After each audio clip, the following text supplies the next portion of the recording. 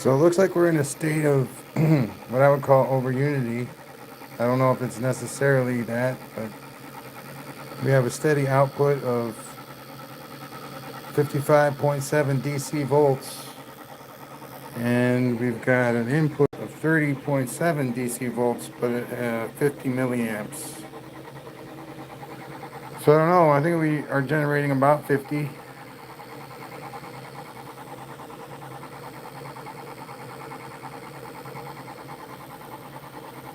Gonna have to swap around the power cord here. Here, let's turn this on. All right, gonna take an oscilloscope reading.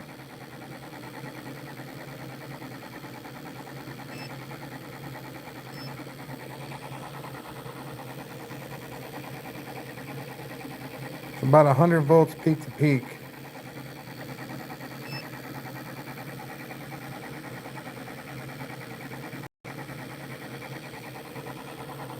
Nice. All right.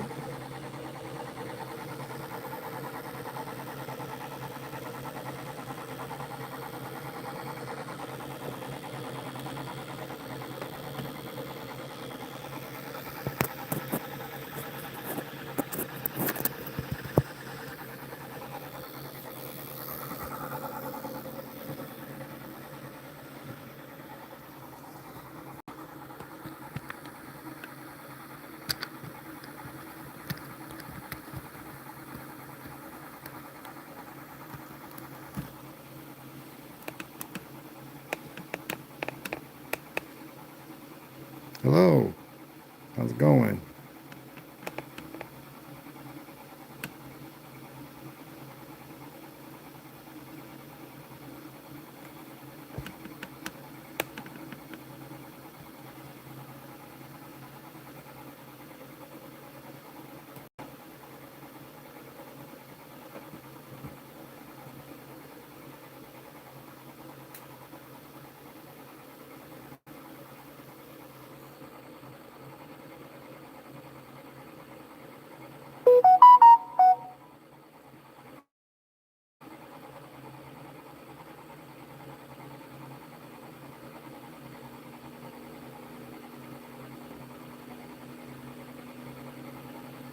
See, we're 50 volts in, less than 10 milliamps, and we're drawing out the other side about 77 volts of DC. So I don't know, man. That the load is the light.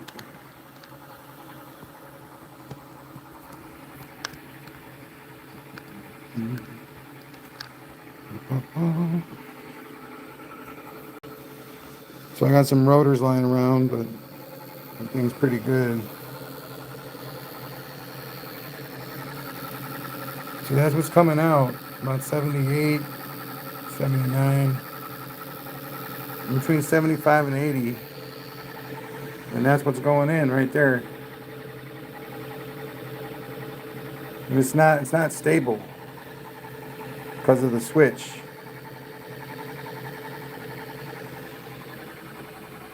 Lights on. But you can see the brightness. It likes to, like tweak a little bit.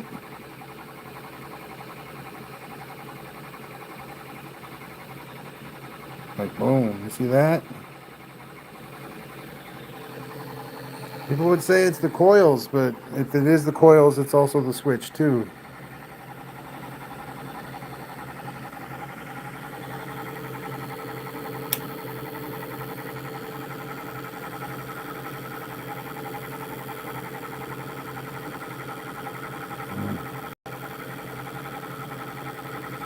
How's everybody doing? All right, let's turn this on.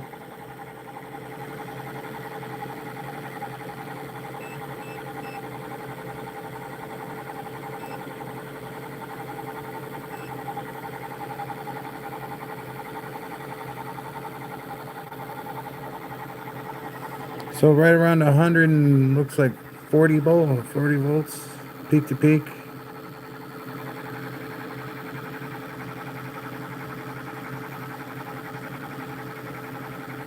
That's pretty cool. Yeah, bro, no. I wish. That'd be fun. watch that happen. But nah, nah.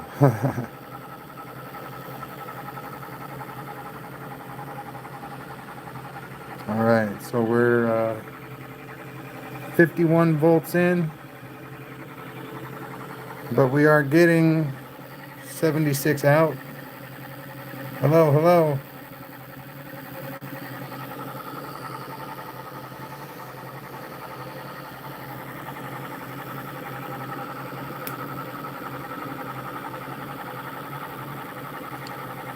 All right, so what I do with these switches is remove copper. Let me explain how it works. All right, you got all this copper in a series connect, and then at each intersection, or when each coil connects, you make you connect the toggle switch to the end of that coil. And then when you switch that toggle switch, you create a new path of least resistance. So it automatically cuts off at that coil. And then, but it can only go in order. It can't go, like this coil and that coil. It has to be this coil and this coil, or this coil, or this coil, and that coil. So it can either be 3, it can be 2, or it can be 1, but it can't be 1 and 3. Because the path of least resistance trick won't work that way.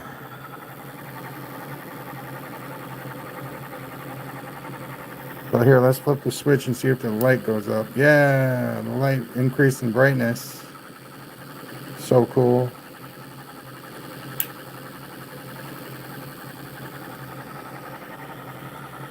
Yeah, so hello. How we doing? I think it's so cool that I can run my motor now without using any amps. Less than 10 amps. 10 milliamps, I mean. Less than 10 milliamps. Hi. Thanks, Chris. Appreciate that.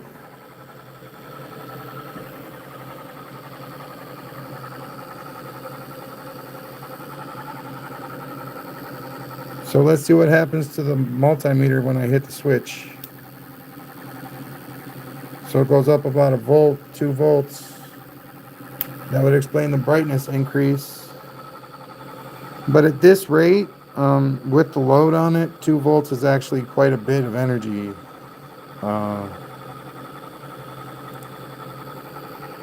It doesn't ever get much over 80 volts, and the light is really bright when it says 80 on the meter.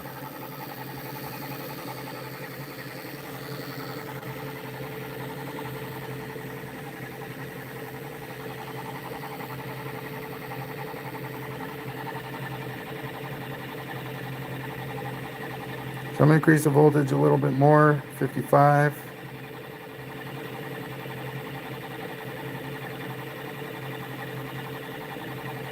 $60.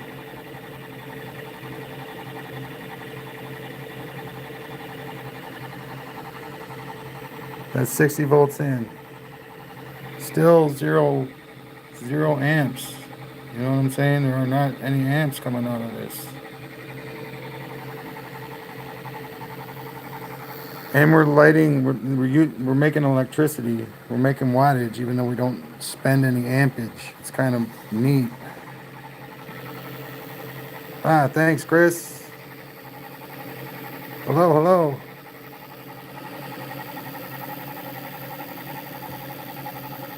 So that looks pretty lined up.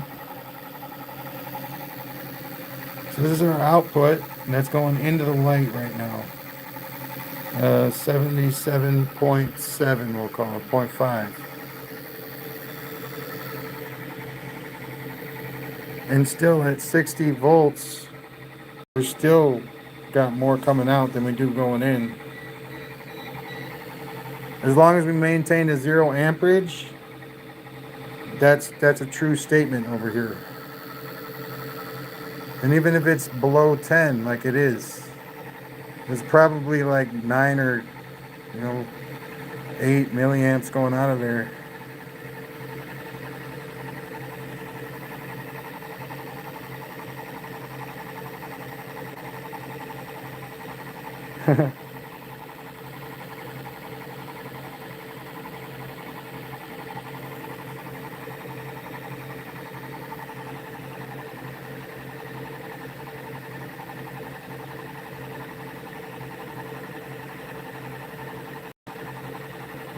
Better lighting, you mean?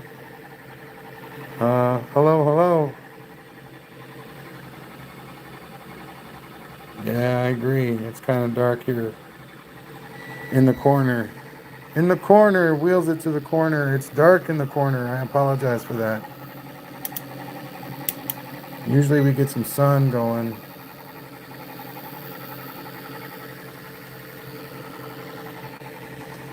I might have to move this whole thing, actually. Thanks, Chris.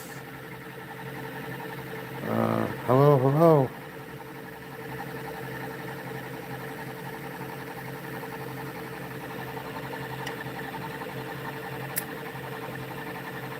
There, is it better without that light on?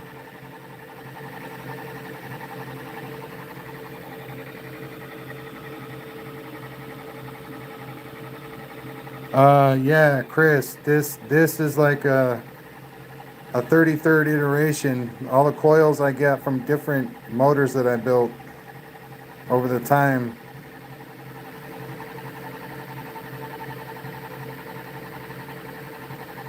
Yeah, I use this salvaging an alternator from a car. I salvage my coils from different experiments. Thank you. And this was an inductance experiment. So that's a 4-inch diameter coil with lots of layers in it. But it's only a 1/2 inch in depth because I only had a pound of 24. But that's a full pound of 24. And it's a bifilar with 32 gauge in it. So it's also a 1/4 pound of 32 gauge. This is a single file 20 gauge coil. It's approximately 2.5 pounds of 20 gauge.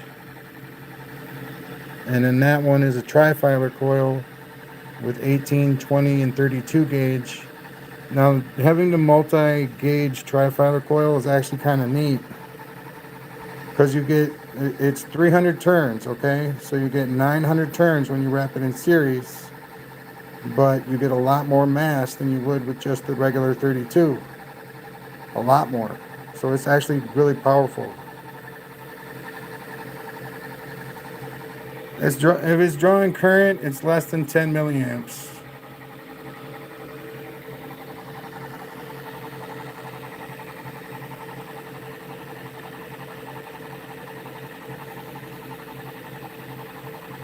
Sporadically.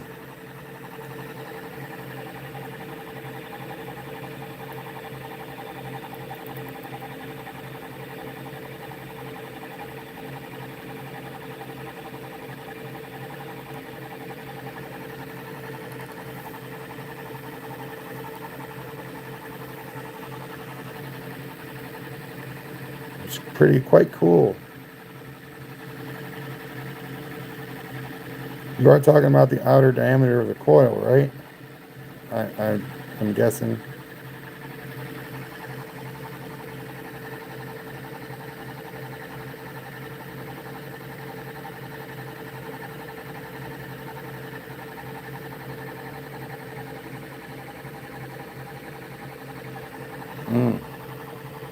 So, and then even the multimeter peak to peak says we're getting from anywhere from 150 to 170 volts.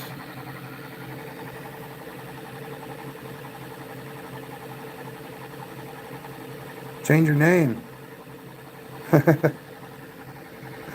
I'll do it if you change your name.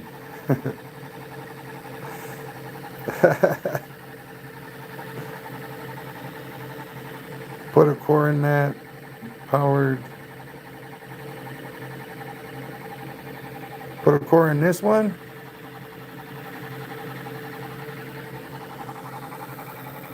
All right, let's see what I got for cores. All right, this one is a iron powder core. I think it might even fit in there. Hello.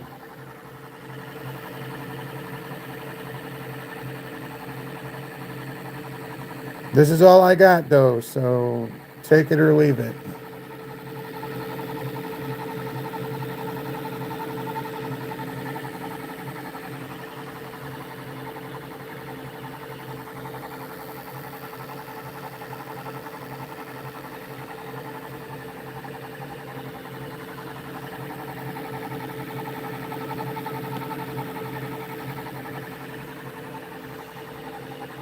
All right, we still don't have an amp draw, but we did go up 0.1 in voltage.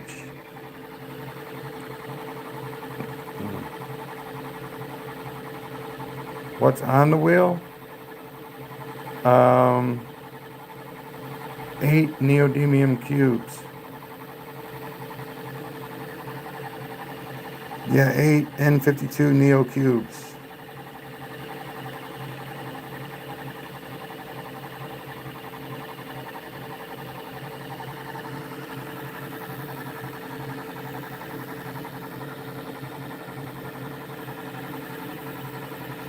See, I had a better switch for drawing plasma than this one. But, let's see here.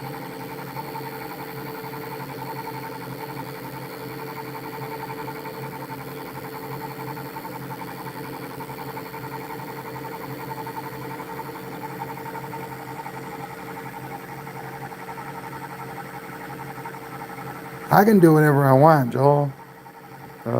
What is that, Joe? Is this another Giuseppe?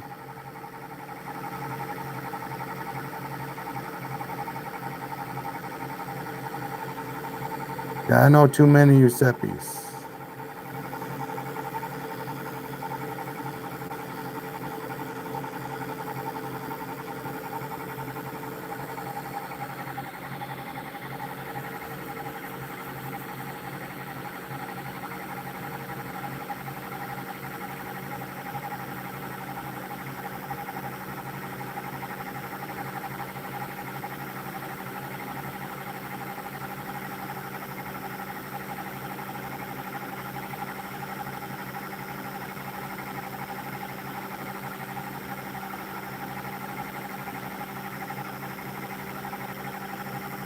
Yeah, I've done all that. But I did it with a 9 magnet rotor instead of 8. And I had the 3 phases, and well, I had 3 coils that had trigger strands in them, and they were hooked up to transistors. But then I had them in series with 2 other coils, and I did that 3 times over. It was pretty neat.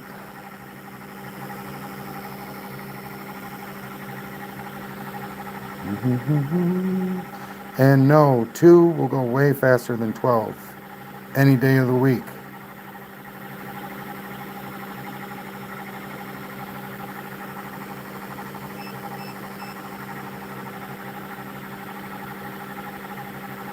This is 8, but if I take 4 magnets out of here, it'll go twice as fast at least.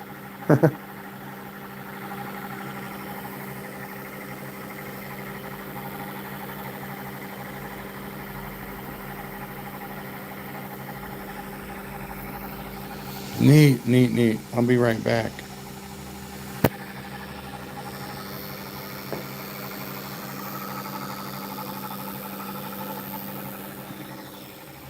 I'm gonna get my tack meter.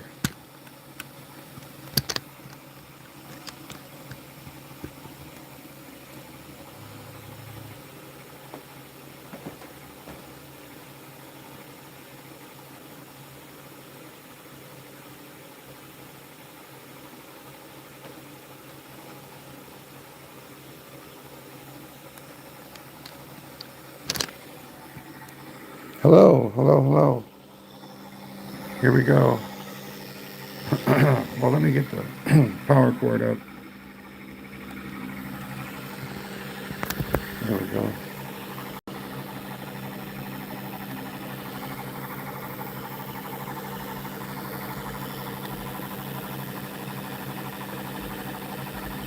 $738.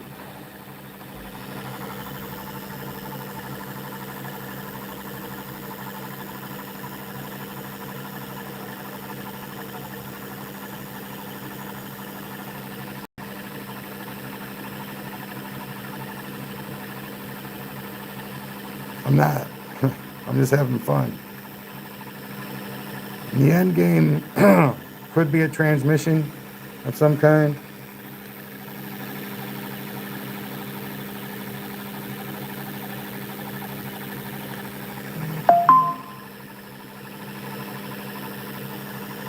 See, the end game probably wouldn't look anything like this, is what I'm saying. But the principle that's being demonstrated here is worth something. Whether you can see it or not, I don't know. It's whatever. And it's in these toggle switches right here. I'll explain how it works. You link all these coils up in series. It doesn't matter what the coils are, what they're made of, their composition, none of that matters. You just hook it up in series. And then at each partition, you insert one of these toggle switches thusly. See? And then you break it into the separate parts. So you got 3 coils, you got 2 coils, and you got 1 coil. And that's what you can do with it.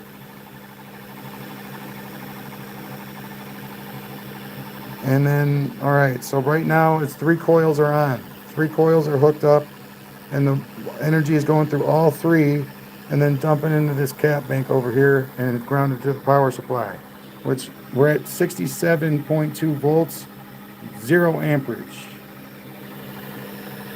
Maybe 5 milliamps. 5 milliamps.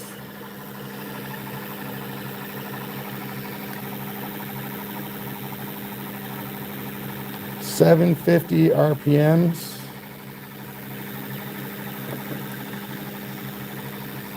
All right, now I am gonna, when I throw this switch over here, I'm gonna cut off that coil. The path of least resistance will change from the end of that coil to the end of this coil when I throw that switch.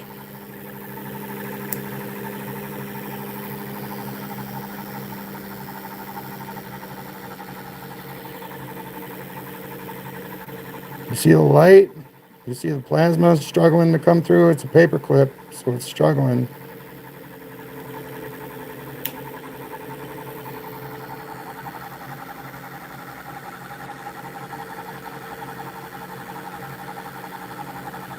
But when we cut that coil off, we cut off the 32 gauge and about 1,000 turns of wire. So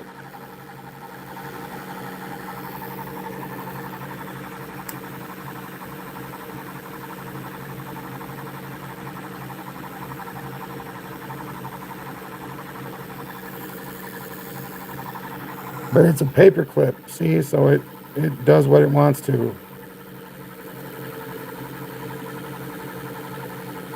Now let's throw the last switch.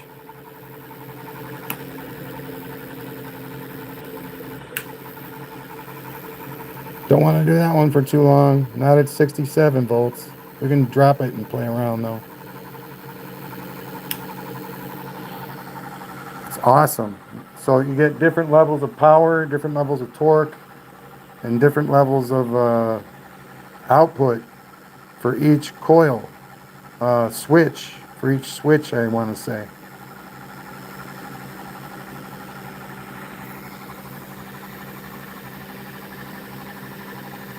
Yeah. Hi, Yanni. What's up?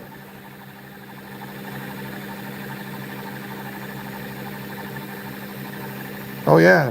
Duty cycle. Let's check it out.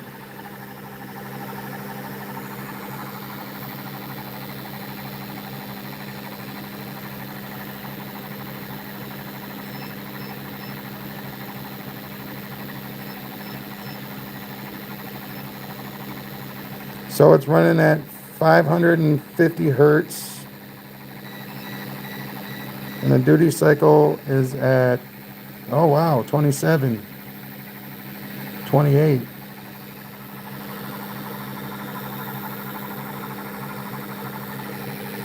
Frequency percentage, duty cycle of about 30%.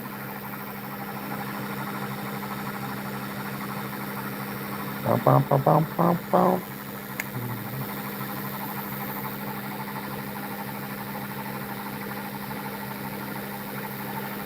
So neat.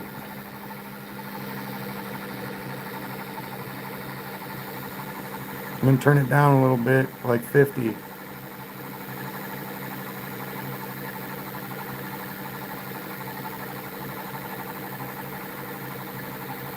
All right. At 50 volts, we're about 40%. I'm going to give it a generous 40%. It's more like 30, but it's over 30, so.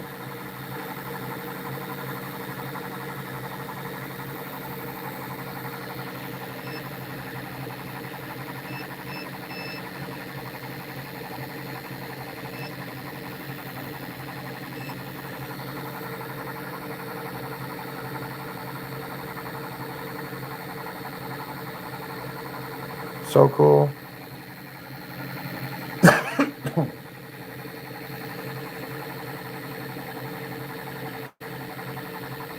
All right, so I'm going to start playing with these switches a little bit at 50 volts. Let's see if it's high enough to... Yeah, there we go.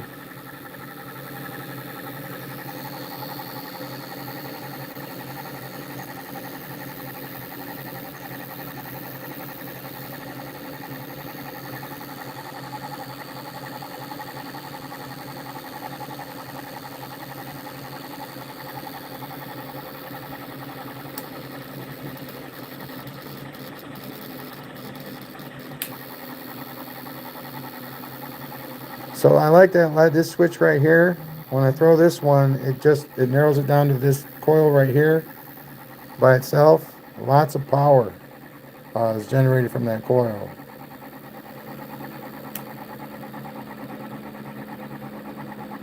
Oh no.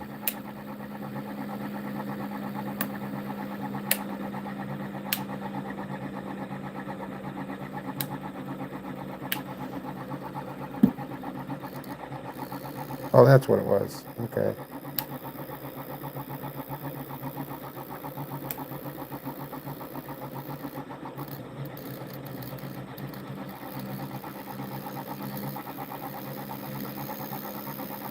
That's a paper clip right there.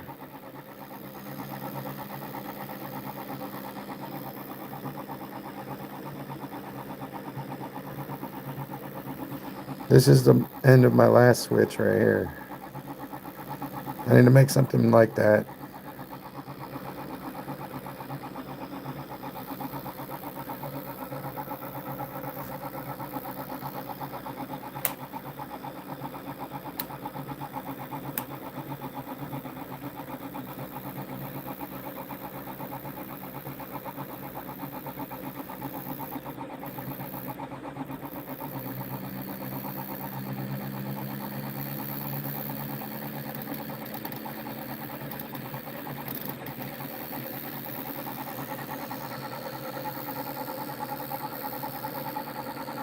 Yeah, my other switch contacted a lot more than this one does.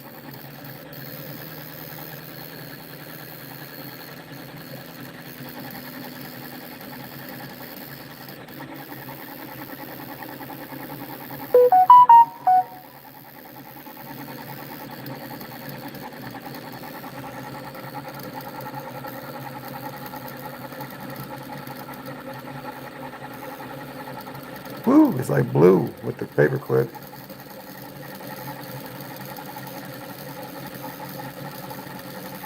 I just wish I could get it to hit every time. Then that would be really sweet.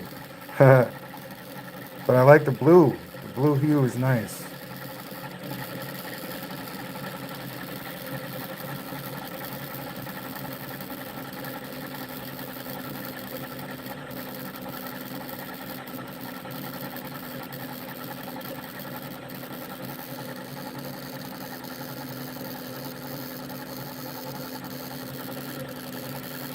No, the enamel's gone.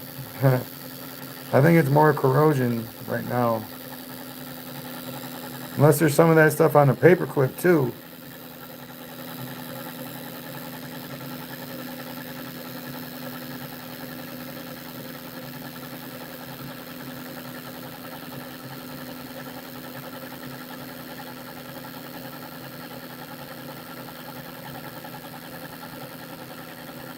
Nickel tour in 60 seconds or less. Okay. So it's a pulse motor. It's dual switched. It's got the mechanical switch and it's got the trigger strand. It's run on an NPN transistor. The power goes into the coils first, and then it comes out to the switch. All the coils are hooked independently to the switch. All the coils are hooked to each other. And then the switch is hooked to the MPN, and the MPN is grounded to the power supply. In a nutshell, you can switch how much power is being used and how much power is being generated by using these switches.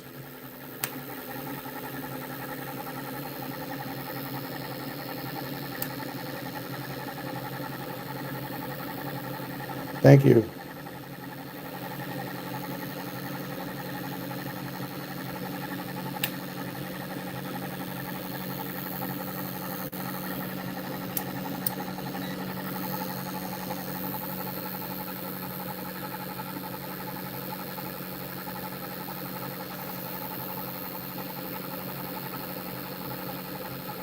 Thank you. Appreciate it.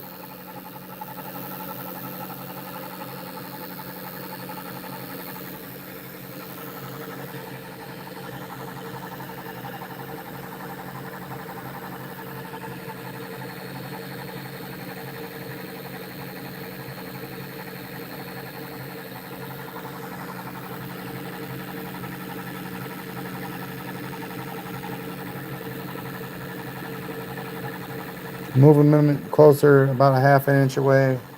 They were a little bit farther.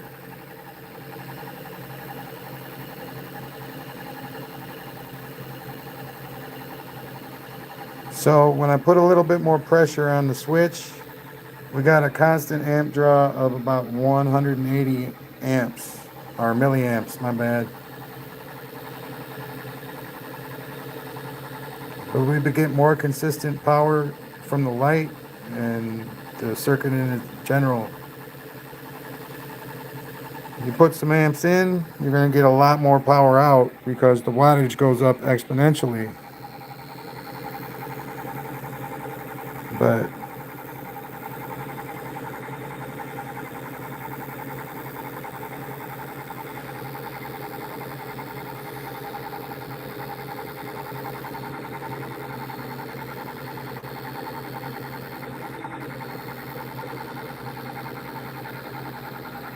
sweet. You want to keep it right around 100 if you can. No, sir. There's nothing under the table.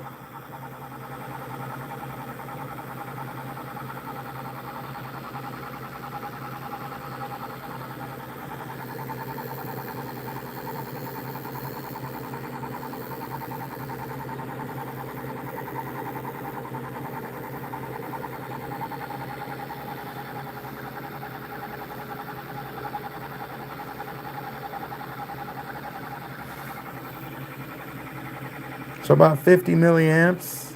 That's a good number. See you later. Man, are you seriously asking me to bend over, Mario?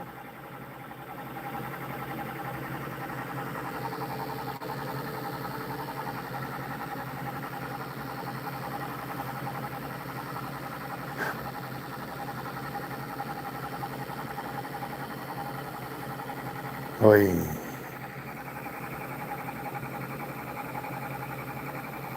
Yeah, it's on top of the table.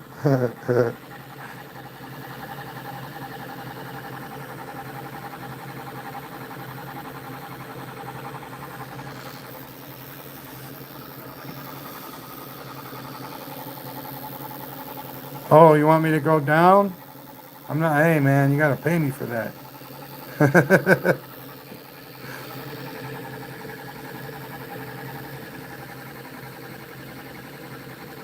Society, what's up, my man? Yanni, Society. Josh, how's it going? See, look at that. A whole lot of nothing, sir. Whole lot of nothing. Under the table. There's a Variac. Oh my god, he's cheating. It's not plugged in. Oh. There's nothing under the table. Nothing under the bottom of the table.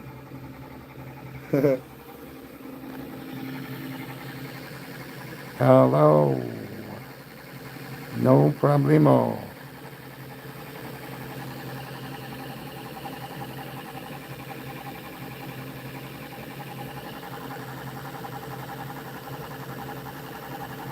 I like my core here.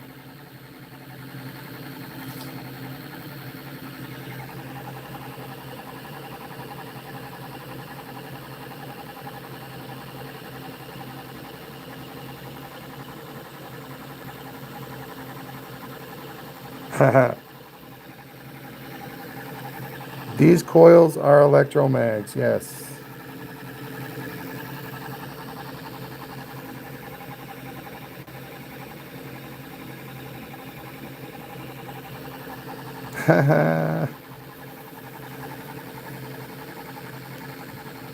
Right on, Mario, right on. And sometimes you need to see to believe, you know?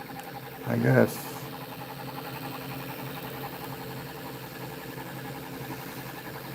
All right, we're at 50 volts in, 70 milliamps. Let's see what our 659.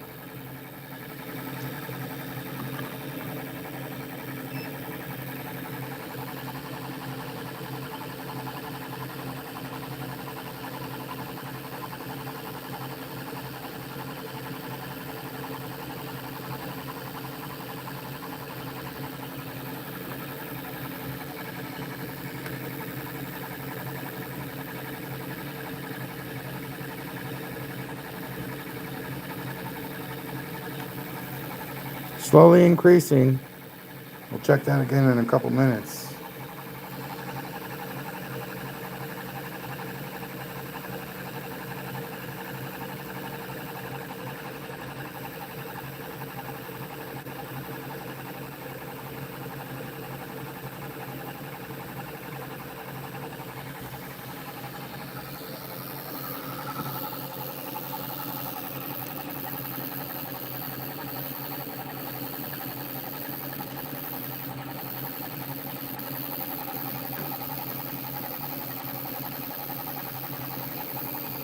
All right, it's a 80 volts. Oh, look at how bright the light is. Oh my God. Whew. Cut this off. I'm gonna cut it off. I'm gonna play with the switch a little bit.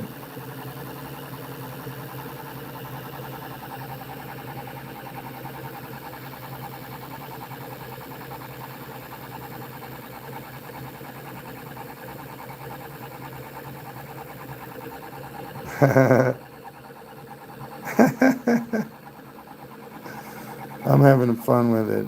Yeah.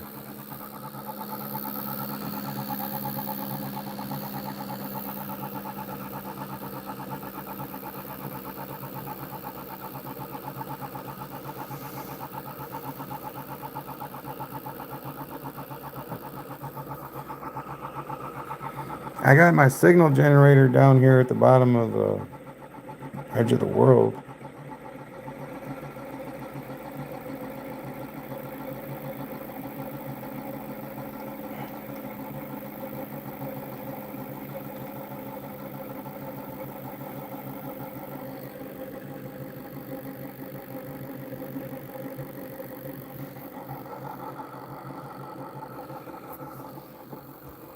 So now I'm taking readings off of these two coils instead of all three.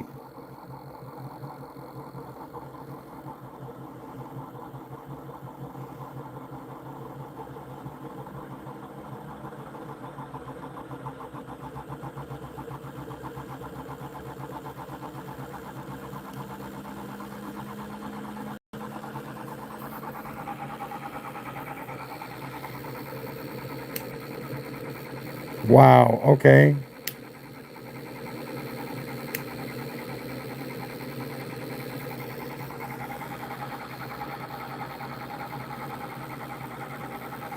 So that band right there, the top of the square wave gets longer when I turn that switch on.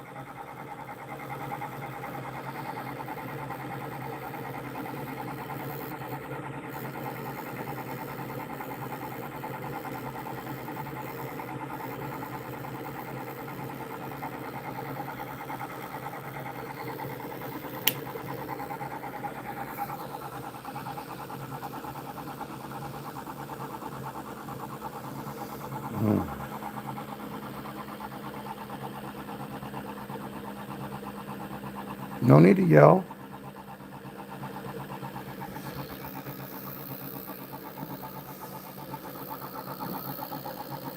No. A time machine would imply that you could ride it. Maybe. But maybe a dilation or what you call it, disruption. Maybe. But anyway, I've been doing this for 3 years now and it's completely harmless for the most part.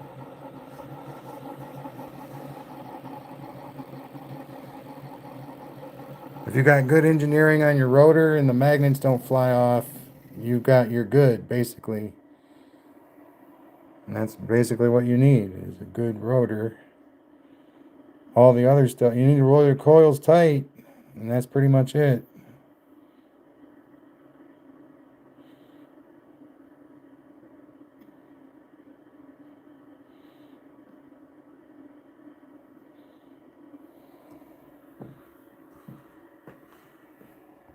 You can connect them any way you want. It's just there's an order to it. You need to go.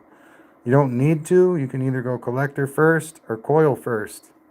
But either way, the the coil has got to be connected to the collector in some way. Or if you put the power going into the collector, then the coil is connected to the emitter. If you go into the coil, then the coil is connected to the collector. If you go into the coil, you got to connect the coil to the collector. If you go in the collector, you got to connect the coil to the emitter and then ground the coil. So, it's...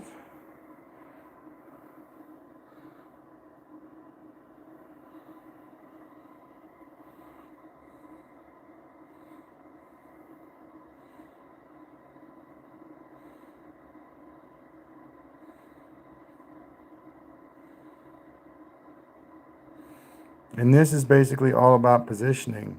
The coil, or the switch, and the coils. Timing, basically.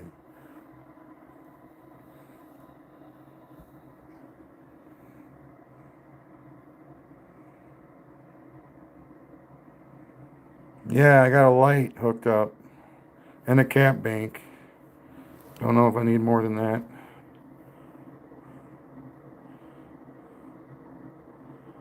What's up, B?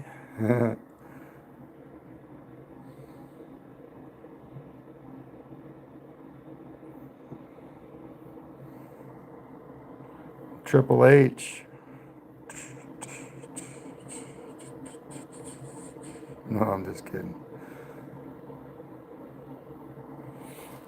All right, so that's basically 2 volts in, and basically with one magnet push started up. So that's a good switch. I mean, it could be a little better,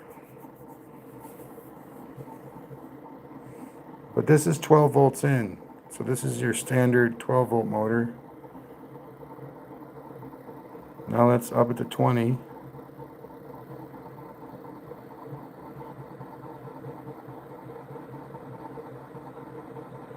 You know what? I got a better idea. Let's bypass the switch completely.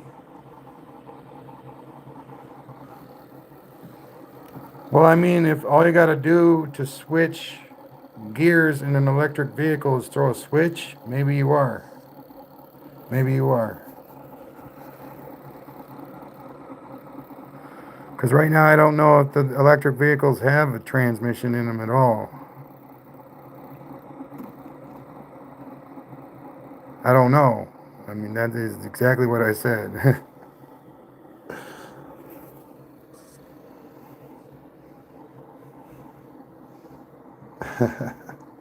All right, so now we removed the switch completely.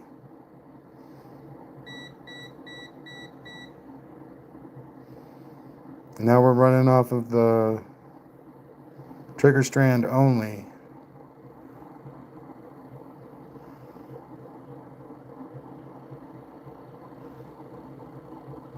And this way, running it this way, you will always get less energy than you put in.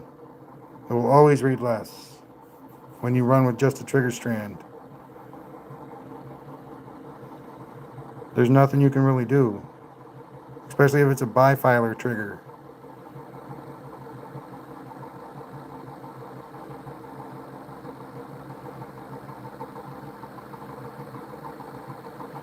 But this way can get going a lot faster than with a switch. I mean, like a lot faster.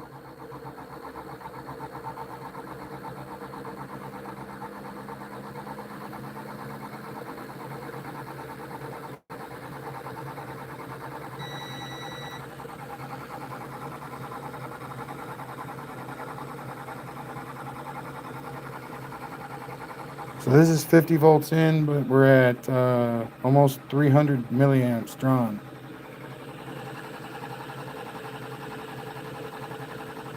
Awesome. Awesome. Yeah, I learned my first circuit in school. 6th grade, actually. Yeah, no, that's probably trade school or college. Do you learn this in elementary school?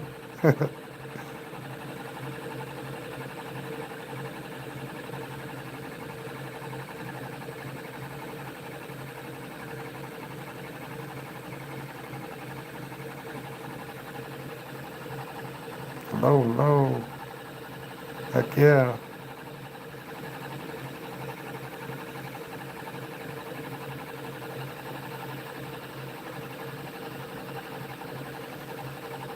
So we're getting some steady output though, pretty steady.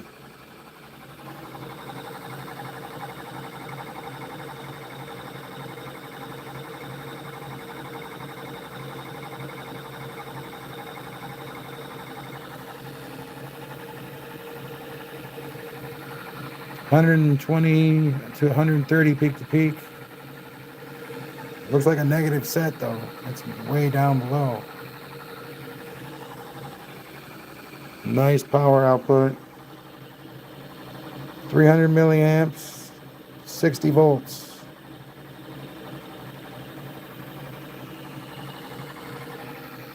That's our light for the circuit. Our circuit light, it is like, that's a halogen, 120 volt halogen bulb. So bright right now.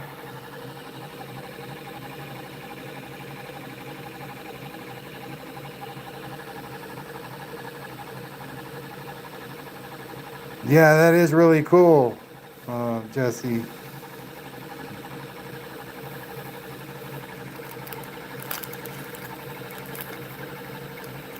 That is super spectacular.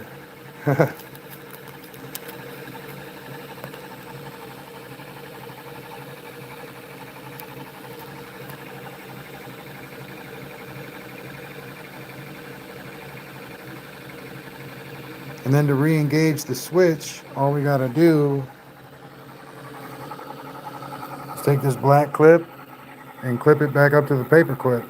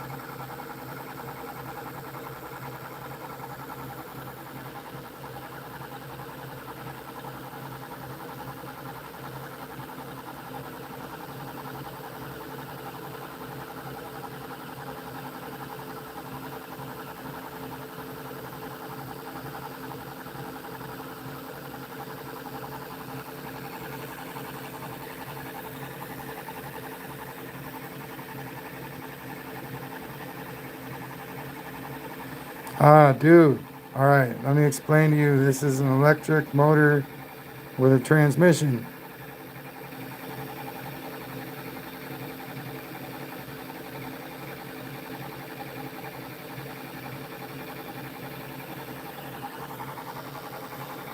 All right, so you got all your coils hooked up in series, and then you got each coil hooked up individually to the switch. And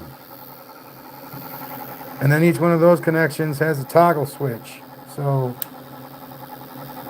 you can throw the switch and it'll take off a coil by changing the path of least resistance to a point before the coil. You get that? How that works?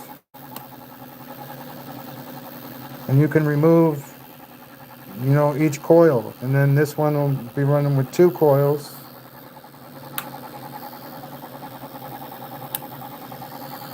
So I just cut that one off. And then that one and that one are still on. And then I'm just going to cut the big one off now, and now it's just this one.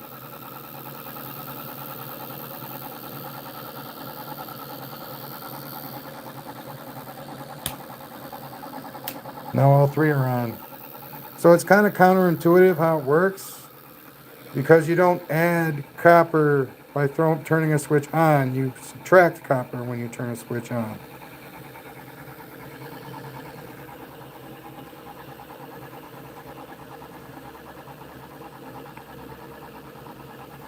But it's really easy to use the path of least resistance to make a transmission or a clutch for a transmission, uh, doing it like this, just using the path of least resistance.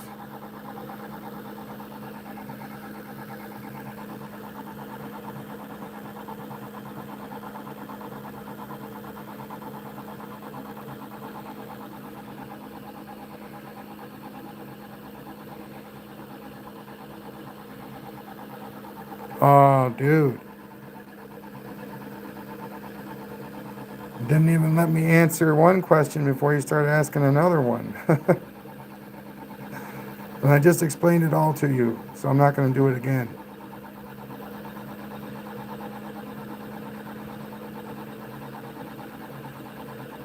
Until somebody else asks.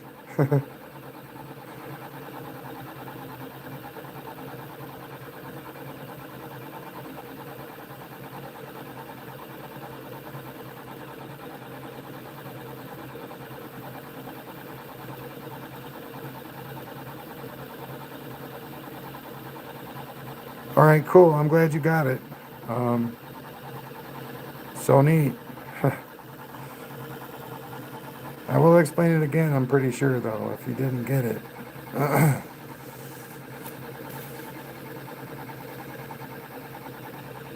Now, the rotor is flywheel applicable.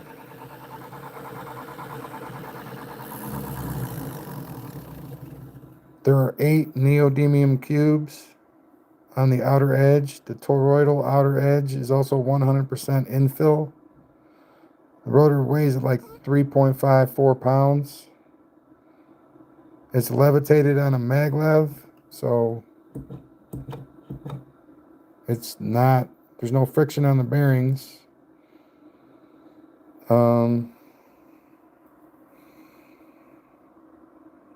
Yeah, and that switch is awesome. Timed perfectly with all the coils and the magnets. And it's such a quick hit that it'll tap it and then it'll release. Boom, boom, boom. Oh man, that is so good.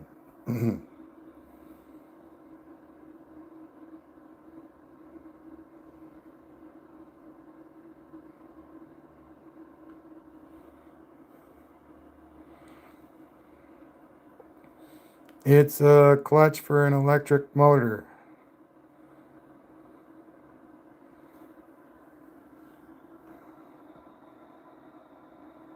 I didn't say friction free. I said that you weren't getting friction on the bearings from it resting on a frickin' whatever it rests on. Whatever you have your bearing resting on. I mean, you don't have to be like that, dude.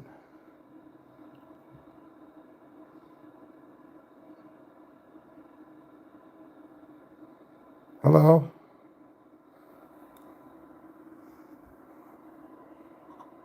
Hello, hello.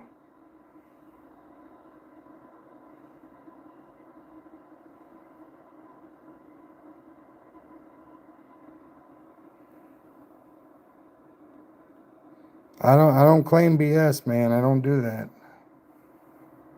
I'm just saying there's a lot less friction on it than if it wasn't maglev. That's for sure.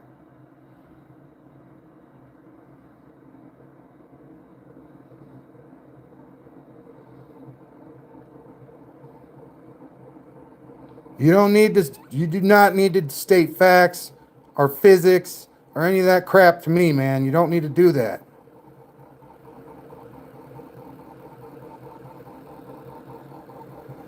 You don't need to do it. You don't need to.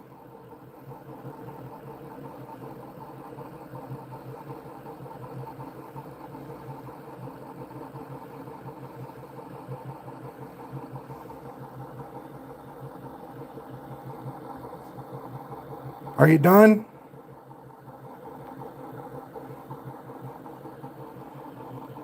I know.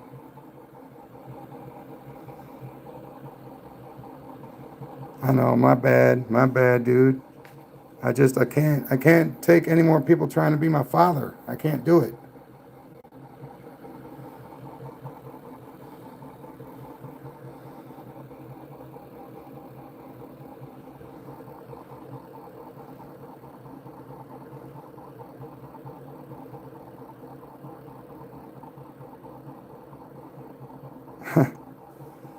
All right. All right. I'm cool now. I'm good.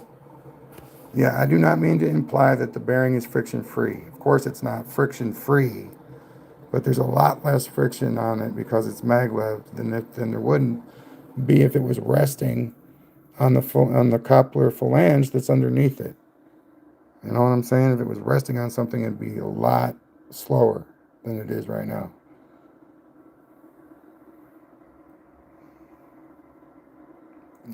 This is a transmission for an electric vehicle.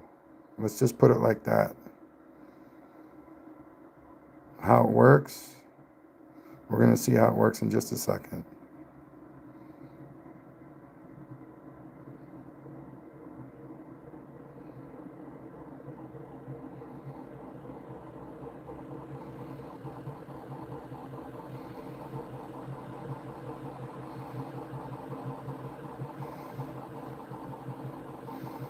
All right, so this is all three coils active.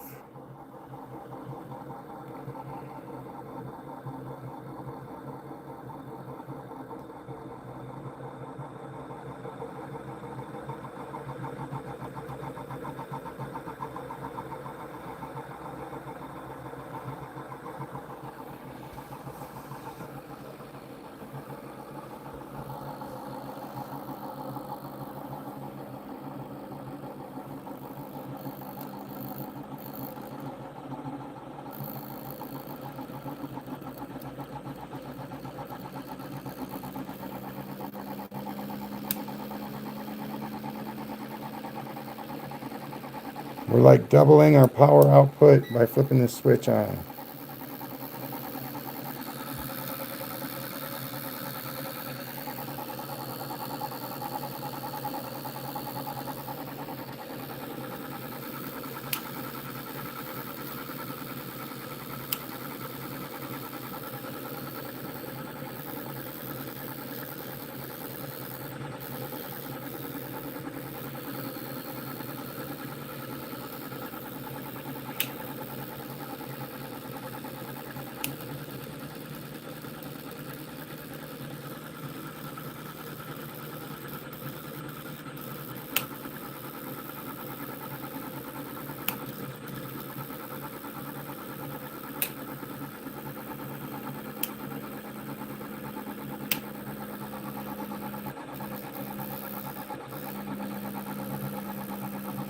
Switch is getting hot. It's starting to stick. The copper's getting hot. It's getting wet.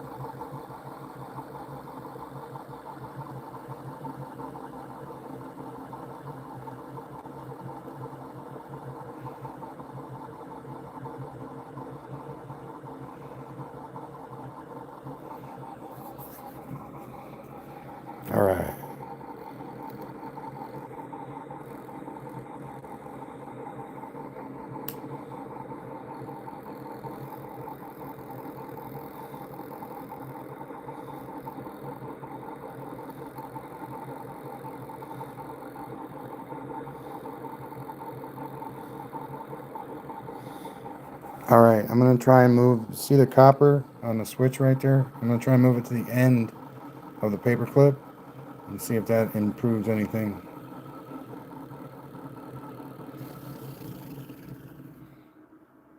Like that.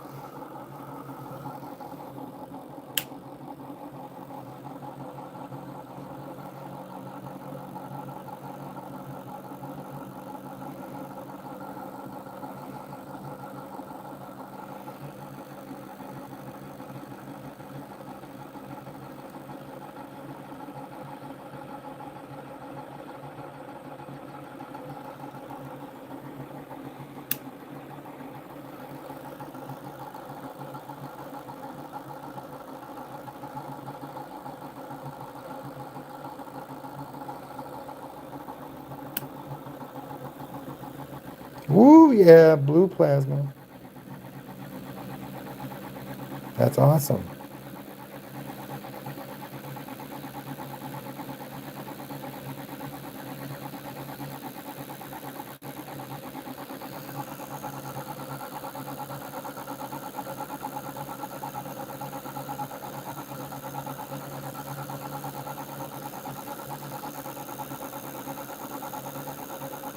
So this is just this coil right now.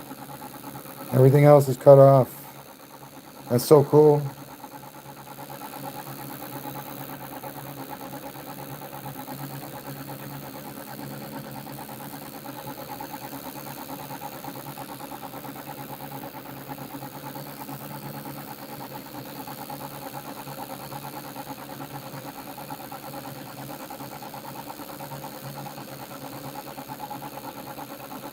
Yeah, it's very luminous when it's being seen by the camera. It looks very luminous in my perception too, but I'm just glad you can see it.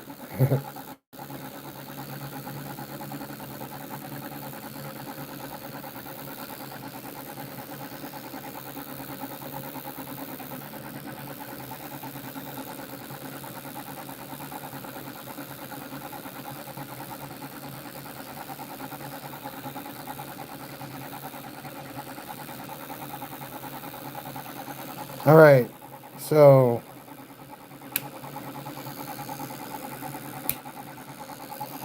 right now, all three coils are active.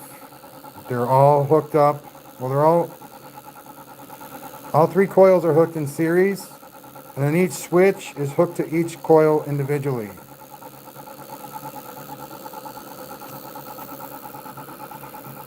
So right now, both switches are off, and all three coils are in play.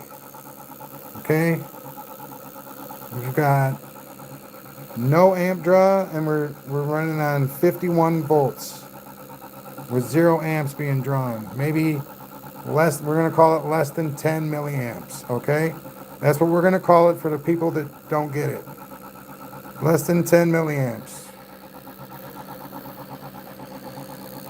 All right. Now when I throw this switch,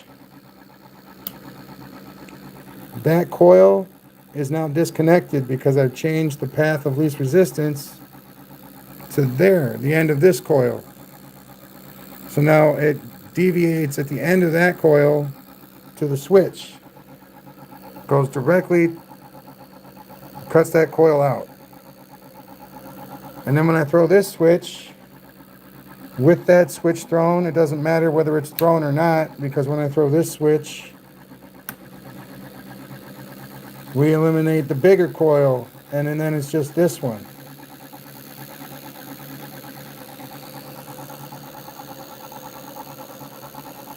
Lots of juice flowing through that one coil makes for lots of power.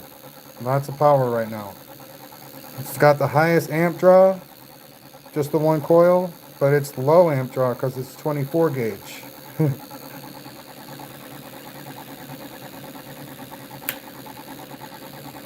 So right now all three coils are active.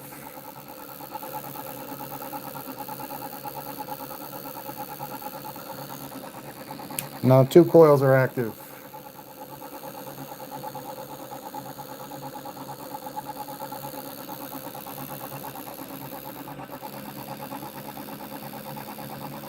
Sometimes that switch needs a little bit more pressure.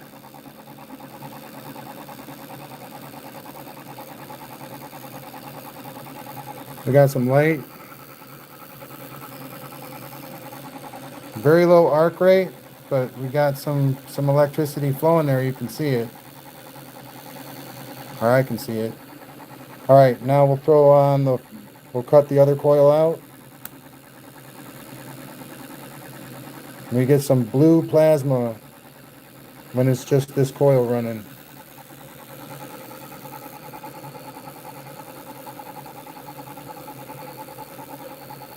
Hello, hello. Thank you, Yanni. Bye.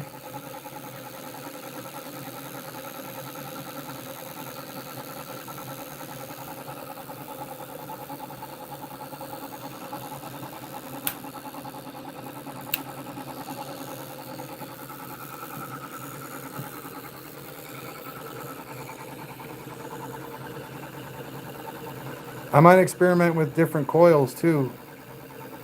Like I said in the beginning, it doesn't have to be these three coils. It can be any coils you want. Because it doesn't matter what the composition or anything of that coil is, because the mechanism removes the coil completely. So it doesn't matter what its composition is. So I'm going to experiment with lots of different size coils just to see what I can get out of it.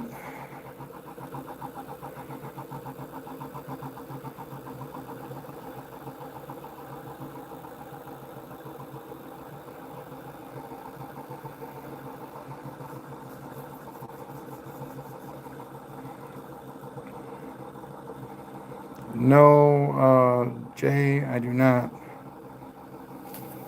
Hello, Jay.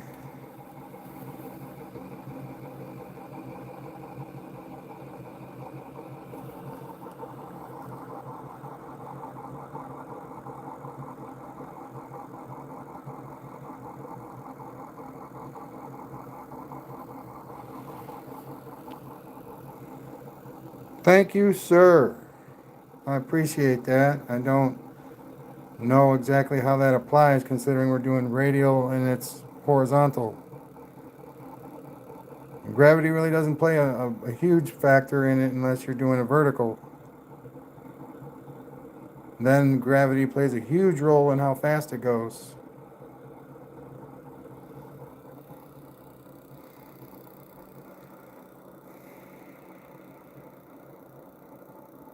No, I don't have any control over that right now. I mean, my signal generator is down there.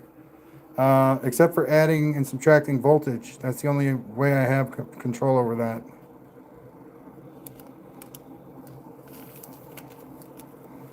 So definitely I can control the width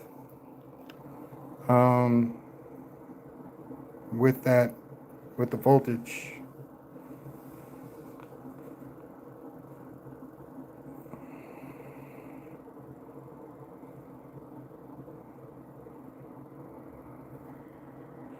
Now what I have this hooked up to is the front end of this coil and the back end of that one over there. Actually, it's the back end of this one now. I'm going to switch that back, actually.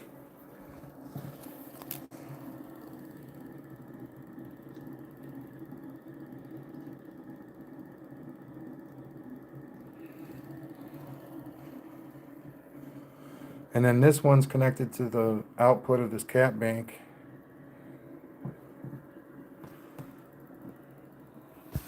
And the other end of the cap bank is hooked into the exactly where this multimeter is hooked up to. The front end of this coil and the back end of that one. So the whole series set is connected to the cap bank. And I chose to do the series set instead of the Bedini extension because you actually, with the switch, come out with more power than you put in. And I'm going to prove it to you right now.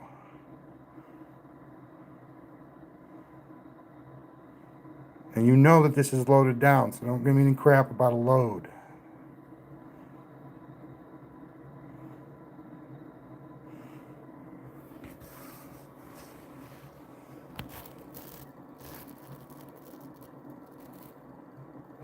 See, with the AC variation, we're now equal. Right now, we're equal up. Now we're over. We're over what we put in because we're not drawing any amps. It's voltage for voltage, and this is continuing to climb. And as long as it continues to climb, it will be more than what I put in. That's why I hooked it up AC style. And the switch is so important for any of this stuff to work. It's like will not work without the switch. So if you don't use a switch like this, you have no idea what I'm saying to begin with. And it looks like we're going to be right around 3 volts over with 20 volts going in.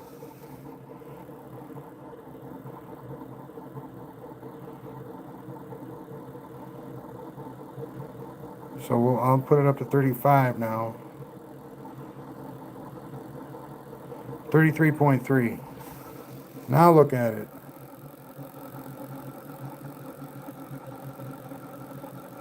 The faster it goes, the more it'll generate, and the faster it'll generate more. So, because it's hooked up to a cap bank that rectifies it and scrubs it, this is legit DC coming out the other side.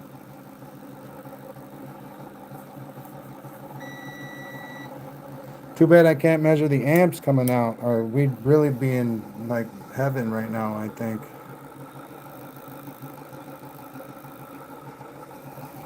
All right, I'm gonna throw the first switch.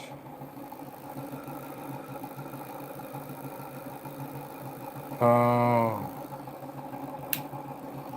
it didn't work. I gotta test all these connections, make sure they're good.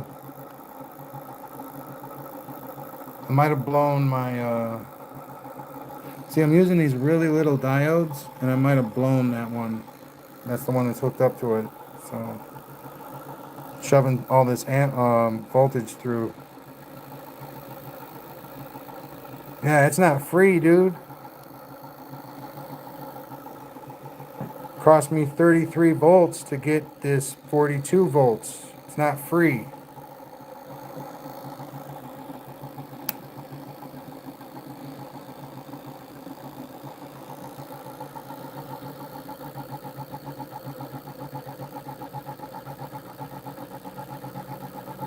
All right, now we're 33.4 volts in, and with just the one coil, we're up to 50.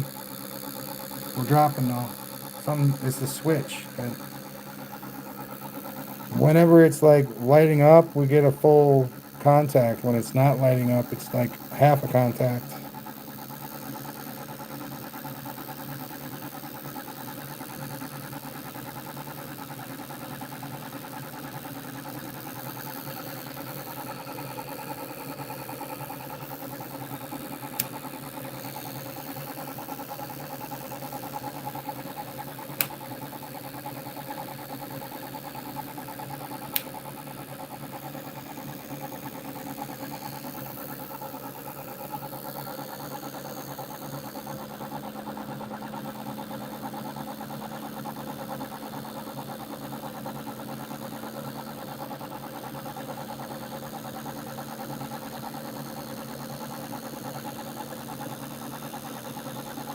See, when I put the pressure on it, so I gotta find some way for it to maintain the pressure.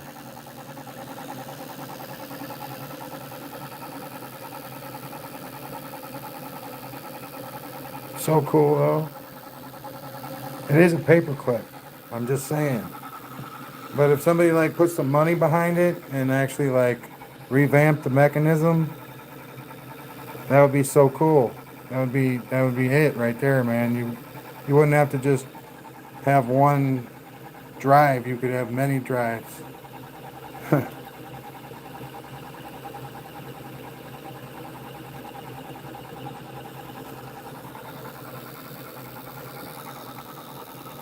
Yeah, yeah, back EMF.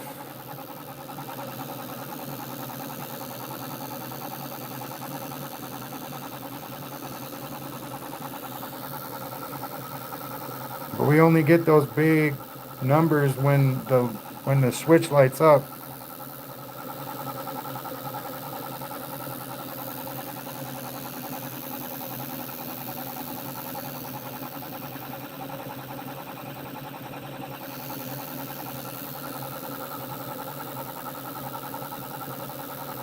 And when it lights up, you draw amps.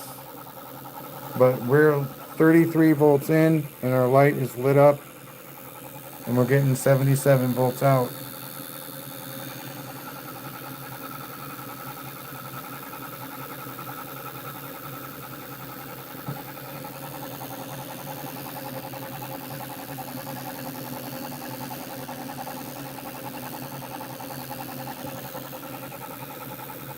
And I have this switch right here, this reed switch. But I'm telling you, when you put this much voltage through that thing, it's just gonna collapse. So I'm kind of stuck, like with how I'm gonna move forward with this. I think it works good for like the presentation and everything, but like if you were to like hook this up,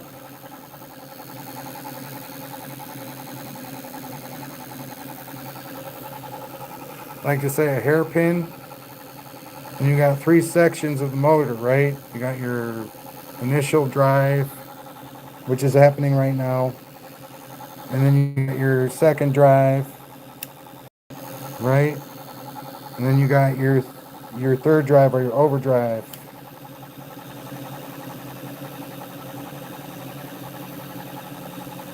And then whatever other mechanisms are incorporated into a hairpin would be applicable as well. You're just using the path of least resistance to change everything, really. The lamp in the back is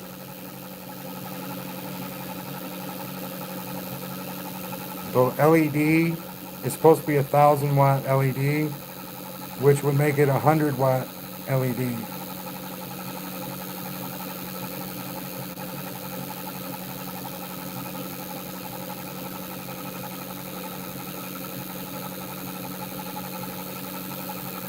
Not the LED. This is what it said on the box. It's 1,000 watt equivalent LED.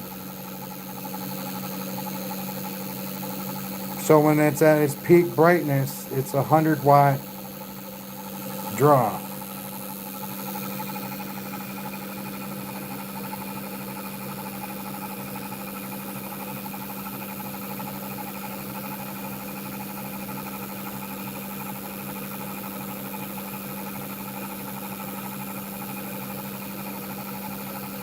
No, sir, you cannot connect the output to the input and have it work. That will not work.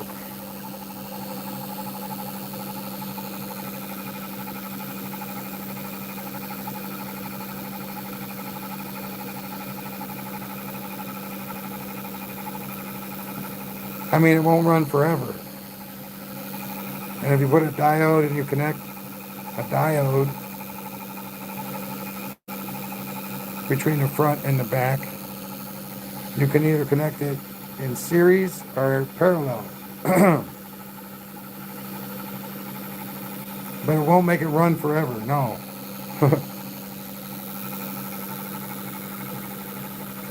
All right, one more. The next person that quotes physics to me is going to get banned from the channel.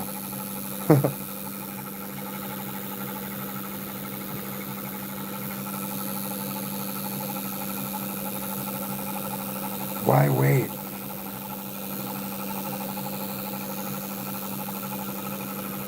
Ugh.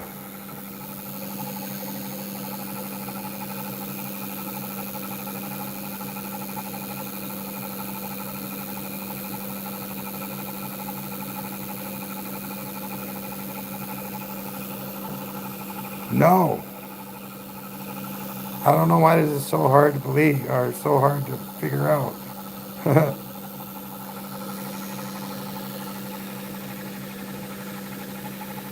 I could do this with a wheel light as a feather. It wouldn't matter.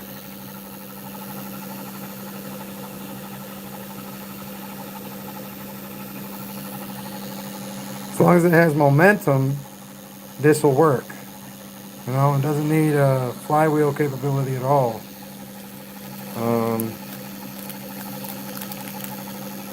so what happens when I throw the switch is a coil gets removed from the equation.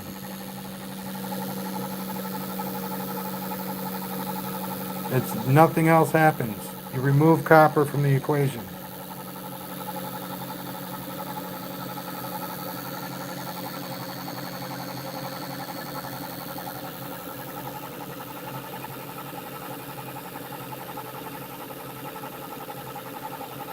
Maybe you gotta have your hands on it to like really see how it works, but it's it's simple to me. You throw the switch gets connected, and then the electricity has an alternate path to take, and it will take that path because it's the path of least resistance.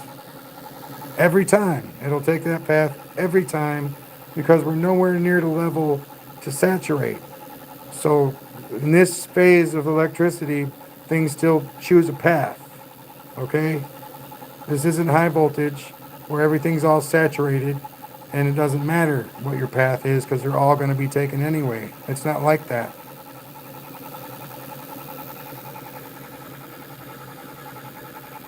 No, we're not doing a Baccarat's wheel.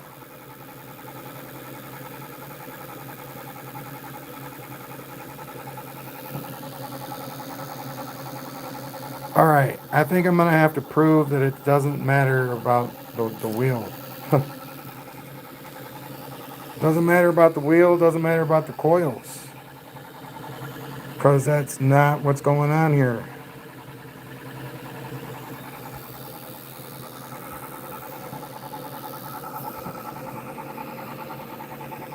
Put it in overdrive? Well, I just turned it. All right, hold on. Let me turn it back on. And then I got about 5 more minutes. And then I got to get ready to get my kids off the bus. All right, so we'll put it on 40 volts. And then we're going to throw it into overdrive.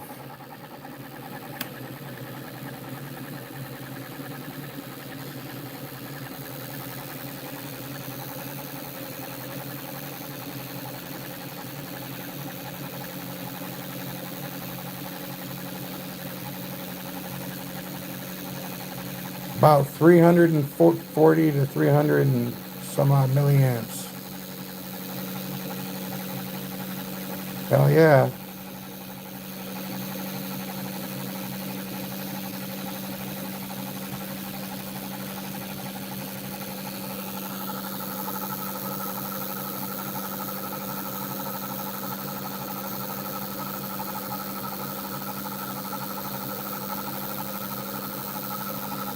Both, KB. Both things are happening.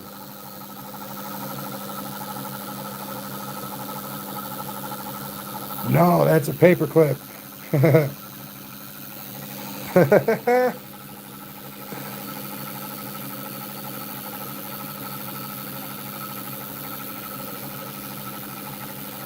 And some blue to white plasma, looks like, coming off the paper clip.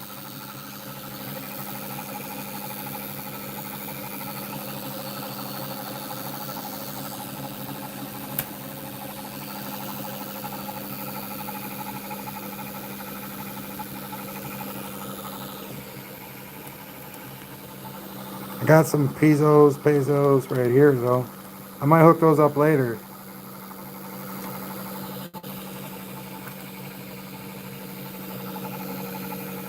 No, it does not.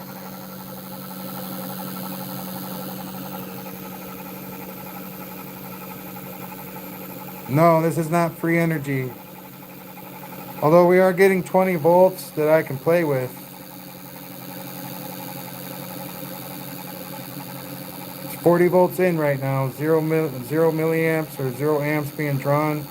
Say less than 10 milliamps. And we got 61 coming out. So that's 21 volts that I can play with.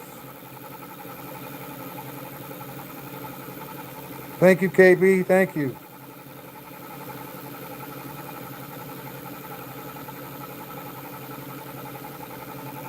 No, absolutely not.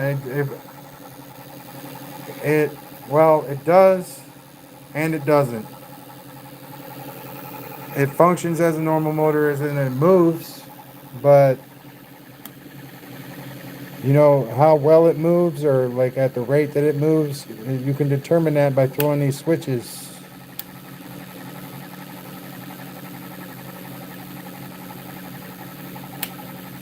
That first one's a little weak, but this one, the overdrive, you can really tell the difference.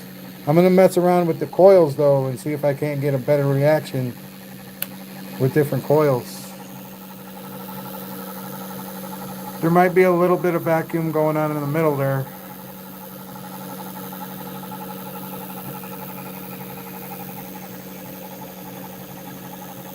I think when I turn this overdrive switch on, I think it goes cooler. Where it should be going hotter, it's going cooler.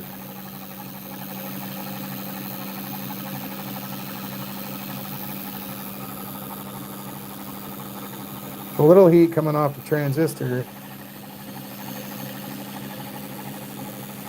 That's pretty much all I'm feeling. Even the clip doesn't feel very hot. But I don't want to touch it. That's 40 volts.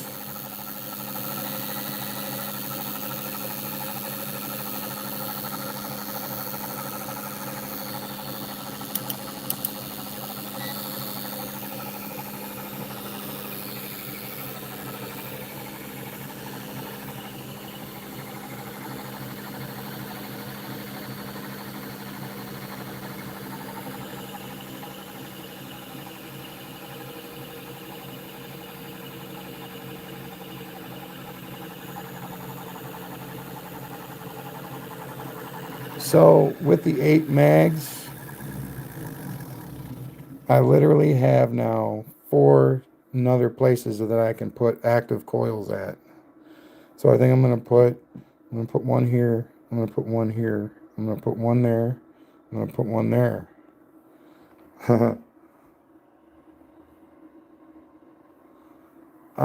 These are hybrid bearings.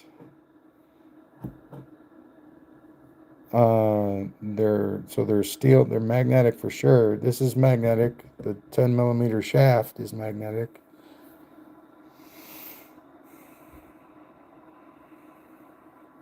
This is iron powder on the coil here, iron powder core.